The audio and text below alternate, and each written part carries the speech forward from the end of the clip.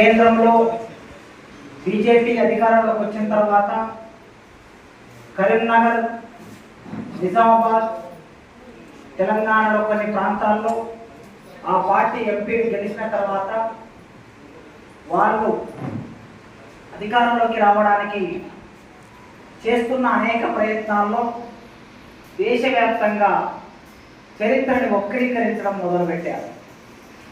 దేశవ్యాప్తంగా వక్రీకరణ మొదలైన క్రమంలో తెలంగాణ చరిత్ర కూడా, తెలంగాణలో జరిగిన పోరాట చరిత్ర కూడా వక్రీకరిస్తూ ఉన్నాం. అయితే మనం సిపిఐ పార్టీ కార్యకర్తలుగా, నాయకులుగా ఒక ఉజ్వలమైన చరిత్ర ఉన్నది. ఆ చరిత్రకి నాయకత్వం వహించాము కనుక 100 సంవత్సరాలు సిపిఐ పార్టీ ఏర్పడి 100 సంవత్సరాలు అయింది. రేపు డిసెంబర్కి 100 సంవత్సరాల కార్యక్రమం జరపబోతున్నాం. అట్లాంటి సందర్భంలో చరిత్రని తప్పుడు విషయాలు చెప్తున్నాం, తప్పుగా వక్రీకరిస్తున్నాం. ఈ కుట్రలన్నిటినీ మనం ఎండగట్టాలి. ఈ సమాజానికి, ఇప్పుడు వస్తున్న జనరేషన్కి వాస్తవం ఏమిటో మనం చెప్పాలి. లేకపోతే ఏమవుతుందంటే తప్పుడు చరిత్రనే ఎప్పటికీ ప్రచారంలో ఉండే ప్రమాదం ఉంటుంది. ఒక మాట అంటూ ఉంటా, సత్యం నిద్ర లేవకముందే అబద్ధం చెప్పులో కాలబెట్టి ఊరంతా తిరిగి వస్తుంది. సత్యం అంటే నిజం. నిజం నిద్ర లేవకముందే అబద్ధము చెప్పులో కాలబెట్టి ఊరంతా అబద్ధం అని చెప్పేసి వస్తుంది. ఇక అప్పుడు నిజం మేలుకొని నిద్రలేసి ఇప్పటి వరకు వాళ్ళు చెప్పింది అబద్ధమయ్యా, నేను చెప్పేది నిజమని మనం చెబితే ఎవరు వినే పరిస్థితి ఉంటుంది. చాలా సమయం పడుతుంది వినిపించడానికి. అందుకే ఒక అబద్ధం చాలా వేగంగా ప్రచారంలోకి వెళ్ళిపోతుంది. మనం వింటూ ఉంటాం, మన ఊళ్ళల్లో, మన ఇళ్లలో, లేదా మన పార్టీలలో, సమాజంలో మనం వింటూ ఉంటాం, మనం అనుభవిస్తూ ఉంటాం. ఒక అబద్ధాన్ని ఎవరైనా చెప్పారనుకోండి, చాలా వేగంగా వెళ్ళిపోతుంది. మరీ ముఖ్యంగా ఈ రోజుల్లో, సోషల్ మీడియా వచ్చిన ఈ రోజుల్లో అబద్ధం చాలా వేగంగా వెళ్తుంది. అబద్ధానికి ఎప్పుడైనా నోరు ఎక్కువ, నిజానికి, సత్యానికి నిలకడ ఉంటుంది. అది నిలకడగా ఉంటుంది.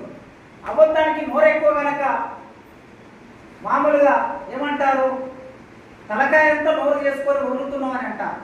తలకాయంతా నోరు చేసుకొని వదులుతుంది అబద్ధం. ఇప్పుడు తలకాయంతా నోరు చేసుకొని తెలంగాణ రైతాంగ సాయుధ పోరాటం మీద అబద్ధాలు చెప్తూ ఉన్నాం. కాంగ్రెస్ పార్టీలో రేవంత్ రెడ్డి ఏమంటున్నాడు, ప్రజాపాలన దినోత్సవం అంటున్నాడు. మొన్న ప్రజాపాలన దినోత్సవం చేశాడు. 17వ తారీఖు నాడు మొత్తం రాష్ట్ర వ్యాప్తంగా కలెక్టరేట్ల దగ్గర జెండాలు ఎగిరేసి మీటింగులు పెట్టి ఇది ప్రజాపాలన దినోత్సవం అన్నాడు. బీజేపీ వాళ్ళు ఏమంటున్నారు, ఇది విముక్తి దినోత్సవం అంటున్నారు. మరి మనమేమన్నా అనేది ప్రశ్న. ఇప్పుడు మిత్రుడు బాలబాలేష్ చెప్పాడు, ఏమనాలి మనం? ఇది విలీనమా, ఇది విముక్త, ఇది విద్రోహమా? ప్రధానంగా 3 మాటలు వినిపిస్తున్నాయి. తెలంగాణకి విద్రోహం జరిగేది, తెలంగాణ విముక్తి జరిగింది, తెలంగాణ విలీనమైంది. ఈ 3 మాటలు వినిపిస్తున్నాయి. నేను 30 ఏళ్ళుగా ఈ 3 మాటలు వింటున్నా. మరీ ముఖ్యంగా 1997లో అప్పుడు దేశానికి వాజ్పేయి ప్రధానమంత్రి అనుకుంటా, ఆయన ప్రధానమంత్రి ఉన్న రోజుల్లో బీజేపీ వాళ్ళు నిజాం కాలేజ్ గ్రౌండ్లో ఒక మీటింగ్ పెట్టారు. అప్పుడు బాలమల్లేష్ అన్న ఏఐఎస్ఎఫ్లో ఉన్నాడు అనుకుంటా. 97 సంగతి చెప్తాను. 97లో మేము స్టూడెంట్స్ ఉన్నప్పుడు ఆ కార్యక్రమం నడుస్తూ ఉన్నారు. ఒక సభ చేశారు వాళ్ళు. సెప్టెంబర్ 17వ తారీఖు నాడు జరిగిన సభ. ఆ సభలో ఏమన్నారంటే, కమ్యూనిస్టులు తెలంగాణ సాయుధ పోరాటానికి, తెలంగాణకి చాలా నష్టం చేశారు, తెలంగాణకి అన్యాయం చేశారు కమ్యూనిస్టులు అని కొందరు పెద్ద మనుషులు మాట్లాడారు. అద్వానీ ఆ సభకు వచ్చాడు. వస్తే ఆ సభ అయిపోయినటువంటి మధ్య రోజున ఎక్కడో నల్గొండ జిల్లాలో అనుకుంటా, నాకు పేరు గుర్తుకు రావట్లేదు, ఒక 90 సంవత్సరాల పెద్ద ఆవిడను వాళ్ళను ఇంటర్వ్యూ చేశారు వార్తాపత్రిక వాళ్ళు. ఈ వార్తాపత్రిక వెళ్ళి ఇంటర్వ్యూ చేస్తే ఆమె చెప్పిన మాటలు ఏమిటంటే, నా నెత్తులంతా తెలంగాణ కోసం దారపోశారు, నా యవ్వనం అంతా పోరాటంలో కరిగిపోయింది, ఇప్పుడు నెత్తురు లేదు, యవ్వనం లేదు. ఒకవేళ నెత్తురు యవ్వనం ఉంటే మళ్ళొక్కసారి తుపాకి తీసుకొని ఈ అబద్ధాలు చెప్తున్న వాళ్ళని కాల్చి పడేసేదాన్ని అని చెప్తున్నారు. ఆమె ఆ రోజుల్లో సాయుధ పోరాటంలో పాల్గొన్నారు.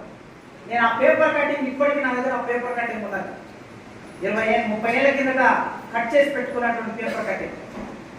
అంటే ఒక అబద్ధం అనేది ఎప్పటి నుంచి మొదలైంది చూస్తే 97 నుంచి మొదలైంది. వాళ్ళు 2024లో ఉన్నాం. ఇంకా 3 ఏళ్ళు అయితే 30 ఏళ్ళు అయిపోయింది. నేను 30 ఏళ్ళ నుంచి రాజకీయాలు గమనిస్తున్నాను. ఈ 30 ఏళ్ళ నుంచి చరిత్రను వక్రీకరించడం మొదలైంది.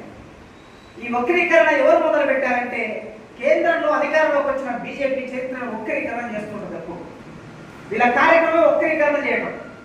ఈ దేశాన్ని ఎవరు పరిపాలించారు, ఎట్లా పరిపాలించారు, గతంలో ఉన్న చరిత్ర మనం చదువుకున్నది ఇప్పుడు మన పిల్లలు చదువుకునే అవకాశం లేదు.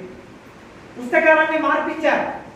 ఇప్పుడు రేపు రాబోయే పిల్లలు 2వ తరగతి 3వ తరగతి నుంచి మొదలుపెట్టి చరిత్ర చదవడం మొదలు పెడితే వాళ్ళందరూ మనం 10th క్లాస్ వరకు, ఇంటర్మీడియట్ వరకు, డిగ్రీ వరకు ఏ చరిత్ర చదువుకున్నామో వాళ్ళ చరిత్ర చదువుకోరు. ఆ చరిత్ర లేదు. ఈ దేశాన్ని ముస్లింలు పరిపాలించారు. ఎప్పుడు వచ్చారు ముస్లింలు? క్రీస్తు 7వ శతాబ్దంలో వచ్చారు. 7వ శతాబ్దంలో ముస్లింలు వస్తే ఇవాళ 21వ శతాబ్దంలో ఉన్నాం మనం. అంటే 1300 సంవత్సరాలు అయింది వాళ్ళు ఈ దేశానికి వచ్చి. 1300 సంవత్సరాలు ఈ దేశంలో ఉండి ఇక్కడ పరిపాలించారు. వాళ్ళు కూడా పరాయి దేశం నుంచి వచ్చారు. వచ్చి దేశంలోనే ఉండిపోయారు. ఇక్కడనే స్థిరపడ్డారు. దేశాన్ని పరిపాలించారు. బ్రిటిష్ వాళ్ళకి వ్యతిరేకంగా పోరాటం చేశారు. చాలా మంది ఆ పోరాటంలో ఒరిగిపోయారు, చనిపోయారు. ఇప్పుడు బీజేపీ వాళ్ళు ఏమంటున్నారంటే తెలంగాణ రైతాంగ సాయుధ పోరాటానికి, ఆ పోరాటంలో ఒరిగిపోయిన మన వీరులకి నిజమైన నివాళి. ఆ నివాళి రక్షించడానికి వైకుంఠ ధామాల పేరు మీద, గ్రామ సభల పేరు మీద, గ్రామ పంచాయతీ భవనాల పేరు మీద, రైతు వేదికల పేరు మీద, విదేశీ పార్కుల పేరు మీద, ఆట స్థలాల పేరు మీద ప్రజల భూములను లాక్కొని ఈ ప్రభుత్వం మనకు భూములు లేకుండా చేసింది. భూ పోరాటంతో మొదలైన ఈ పోరాటం నైజాం వ్యతిరేకంగా జరిగింది.